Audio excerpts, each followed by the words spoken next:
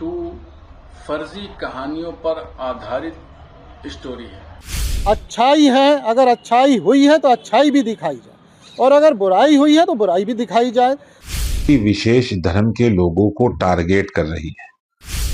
देखिए, the Kerala story two goes beyond के लेकर के जो ट्रेलर हुआ है और उसके बाद से कुछ विवाद भी बन रहा है। इसमें जिस तरह से फिल्म एक्ट्रेस आशा टाकिया के ससुर अबू आसिम आज़मी, जो समाजवादी पार्टी के भी नेता हैं, उन्होंने भी विरोध दर्ज कराया है।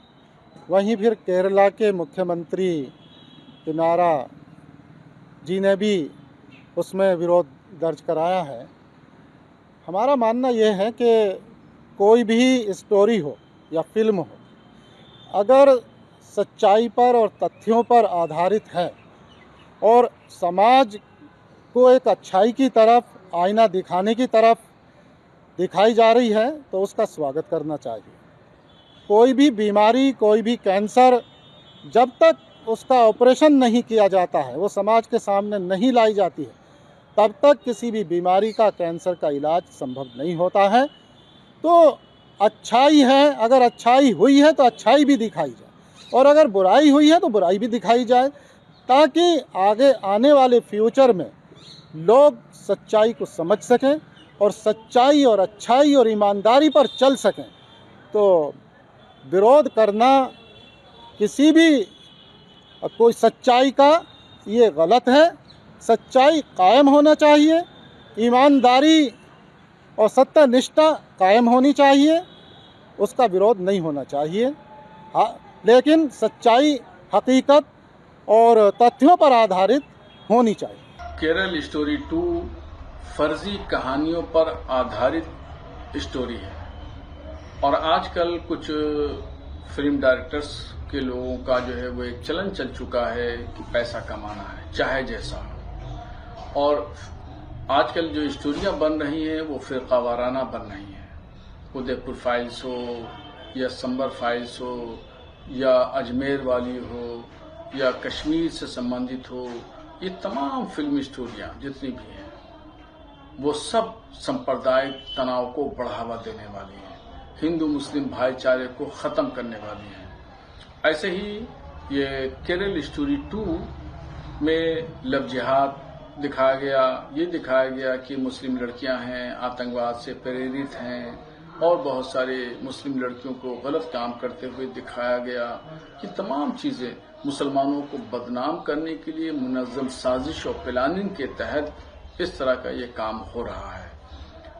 और ये जितनी भी फिल्में हैं ये सब पैसा कमाने के लिए की जा रही हैं।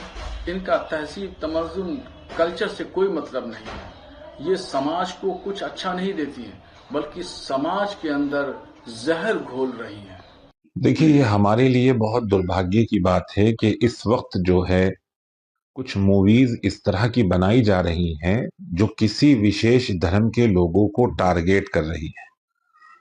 हमें वाकिफ रहना चाहिए कि इस वक्त बॉलीवुड पूरे तरीके से डूबा हुआ है, खत्म हुआ है। लोग उनकी तरफ देख नहीं रहे हैं, तो अब उन्होंने नफरत फैलाने का एक नया हरबा अपना लिया है, और वो ये है कि वो केरल स्टोरी 2, केरल 2 और न जाने कितनी सारी ऐसी मूवीज बना रहे हैं जो कहीं ना कहीं किसी धर्म पर आधारित होती है और किसी ना किसी विशेष धर्म को वो टारगेट करती है।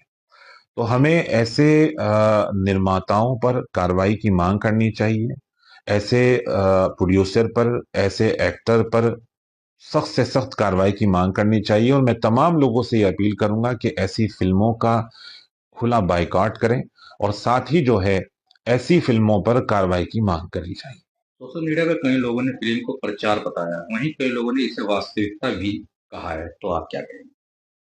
देखिए, मैंने वही कहा है कि सबकी मानसिकता अलग अलग होती है। किसी की सोच कहाँ तक जाएगी और कहाँ तक जा सकती है वो उसकी मानसिकता पर निर्भर करती है।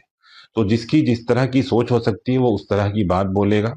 रही बात ये फिल्में और ये मूवी जो इस वक्त आ रही हैं, हर आए दिन हमें सुनने को मिलता है कि कभी कोई ऐसी मूवी आ गई है जो किसी न किसी विशेष धर्म को टारगेट कर रही है, कभी किसी तरह की आ रही है, तो मैं समझता हूँ ये बहुत निंदनीय है और इस पर कड़ी से कड़ी कार्रवाई होनी चाहिए, ऐसे निर्माताओं पर, ऐसे प्रोड्यूसर पर और ऐसे एक्टरों पर।